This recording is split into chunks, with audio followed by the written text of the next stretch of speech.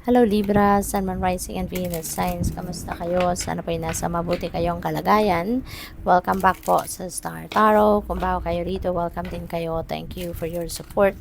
I truly appreciate it. God bless you all. Libra, pauna mensahe po ninyo ay Ten of Pentacles. Okay?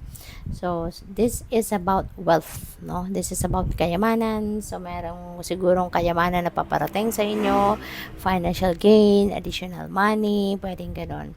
Maaring meron ditong pinag-uusapang mana, no? Baka yung mana na to, pwedeng pera, pwedeng savings, um, pwedeng property, no? So, depende sa inyong sitwasyon. But definitely, this is going to add into your wealth, no? Karagdagang kayamanan ito para sa'yo. At for others of you, maybe you already have established your financial future. Baka nakapag-ipon na talaga kayo.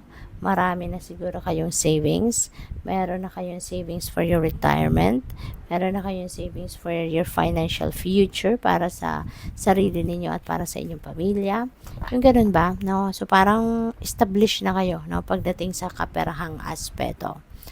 What else? We have Knight of Wands. Ayan, may travel, no? Na pupuntahan, may gagawin kayong pagbabiyahe rito. At maaring related yan sa opportunity. Kasi, maaring yung opportunity na to is where your passion is. Maaring yung opportunity na to is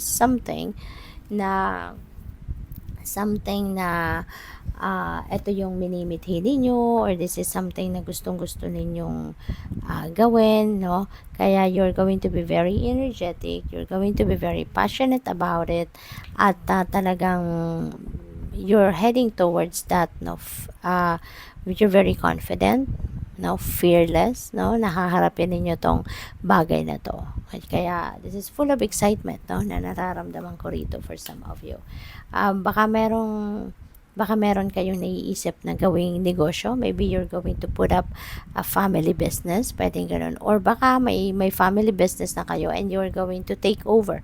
Baka kayo na yung magmamanage talaga nito. We have Page of Pentacles. Maraming balita ang paparating. Opportunities. Balita of opportunities. Mga ganon na pagkakaperahan ninyo. This is opportunities related to your money, career, and finances. Related to your investment, related sa baka may binebenta din kayong lupa, no, or bahay, or any property. So merong ganun akong napipick up rito for some of you. Okay, so this is also the time that you are going to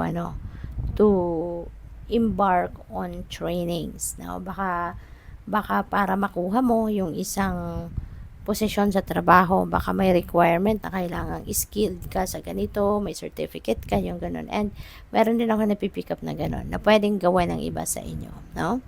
Para makuha mo kung ano man ang trabahong yon. Para mag-qualify ka, diba? So, we have 3 of Swords in reverse. So, this is really good kasi naka-reverse na siya. So, ibig sabihin dito na you are healing, you are releasing pain, at kung ano man ang nangyari dito na nakapagdulot ng sama ng loob sa inyo, nakapagdulot ng heartbreak sa inyo, parang you are moving on from that, no? You're moving on from that. Accepted mo na ganun talaga ang buhay, no? Kailangan mong maranasan ang sitwasyon na yon in order for you to get to where you are now, no? May mga ganong realization. Kaya siguro handa ka na rin na magpatawad na. You're willing to forgive, no? Para makapag-move on ka na rin sa buhay. You're willing to forgive para alam mo yun, yung makausad ka na sa buhay. Okay? We have 10, oh wow, and magiging masaya ka na. Magiging masaya na ang inyong pamilya. Okay? You're going to be focusing on your family na from here on. Kaya parang nakabangon ka na, no? Or makakabangon ka na sa sama ng loob dito, sa heartache and heartbreak na to. Kaya you are going to focus on the happiness, no? Happiness ninyo, pati na rin ang inyong mga kapamilya. Okay? So, this is domestic harmony. This is domestic bliss, domestic happiness.